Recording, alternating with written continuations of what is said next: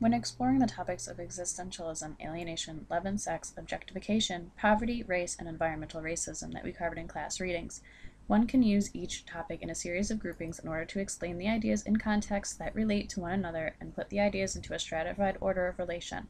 For example, the topics of love and sex, gender, and objectification can be used together to help explain the ideas of one another. The topics of poverty, race, and environmental racism can also be used together to help better explain and express ideas of the topics. Both of these explanatory groups can then be used as examples in the explanation for another broader topic, alienation. In turn, alienation is one of the bases for Lewis Gordon's theorizing in his piece, Existential Dynamics of Theorizing Black Invisibility. The concept of existentialism is then the broadest topic on the list, able to be explained with the use of the topics previously explained in the hierarchy displayed graphically on this slide. Gender, love and sex, and objectification are all topics which could assist in the explanation of the others. For example, one can take the concept of objectification of women by men and explain it in relation to the topic of love and sex. Take a section of Ain't Just Bout the Booty, Funky Reflections on Love, titled Love Haters, Skepticism About Romantic Love, written by Tommy Shelby. In this portion of the piece, Shelby explains the love hater.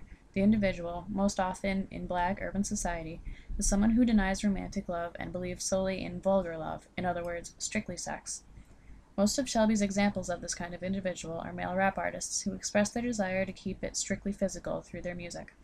In many cases, modern rap music that expresses this concept is derogatory toward women, treating them solely as bitches and hoes, and not as an equal in the realm of sexuality and intimate acts. This expression of sexual superiority over women is a factor in the discussions brought forward by author Martha Nussbaum in her piece titled Objectification. In her explanations, Nussbaum writes of the examples of the issues with the objectification of women by men, a traditional feminist topic.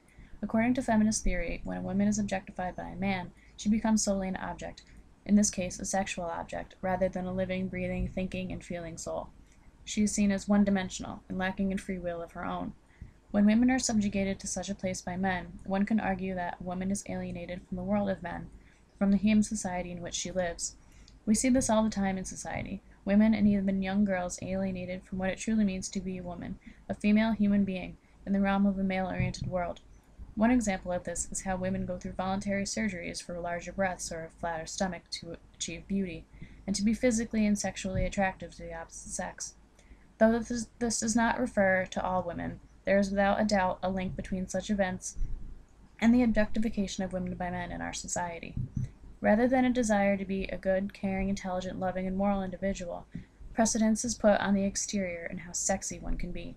In my opinion, this alienation from realness could cause an existential dilemma in these women that mimics some of those experienced by Black Americans, as explained in Lewis Gordon's piece. Another concept, environmental racism, can be explained through the remaining two concepts in the group, poverty and race. The literature of which this explanation is based on is Environmental Racism, Old Wine in a New Bottle, written by Dr. Deborah M. Robinson. In her piece, Robinson explains what defines environmental racism as well as provides a number of examples to support her arguments. In many of these examples, it is plainly clear that the concept of race is the main factor which directs instances of environmental racism. As Robinson writes, in the United States, the victims of environmental racism are African Americans, Latinos, Native Americans, Asians, and Pacific Islanders who are more likely than whites to live in environmentally hazardous conditions. This clearly states that those who are of a non-white race, or people of color, are those groups who experience environmental racism. Traditionally, such groups also experience high rates of poverty, along with being victims of environmental racism because they are non-white. Such groups are also victims because they are financially disenfranchised. Groups of people who lack in power financially also lack in power politically, and therefore more easily become victims of environmental racism.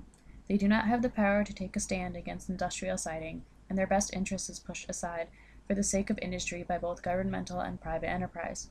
According to Robinson's piece, as a consequence, the residents of these communities suffer shorter lifespans, higher infant and adult mortality, poor health, poverty, diminished economic opportunities, substandard housing, and an overall degraded quality of life.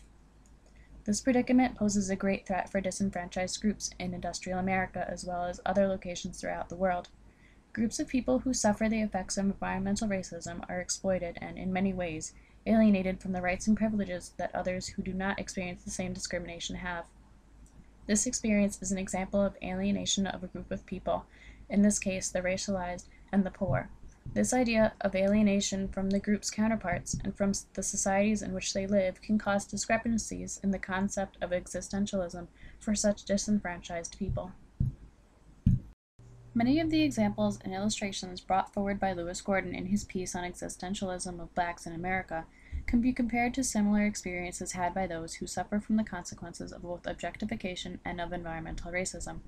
Just as Gordon writes, the black body lives in an anti-black world as a form of absence of human presence. The same could be said about the experience of those victims of objectification and environmental racism. In this context, objectified women are seen as non-equals to men, without much value or worth besides that which concerns their bodies and their sexual selves. They are seen as a female body living in a masculine world as a form of absence of autonomous human presence.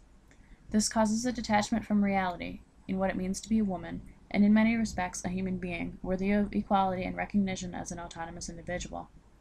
Victims of environmental racism are seen as expendable and invisible to larger, wealthy white society as well as industry, and live in such societies as a form of absence of human presence.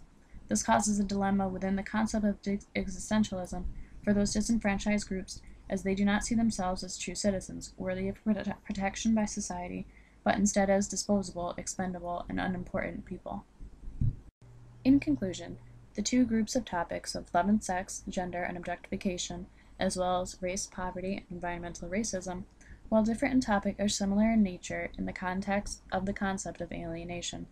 In turn, this alienation from counterparts results in existential dilemmas for each group, causing them an unfair and skewed view of what it means to be who they are in larger society.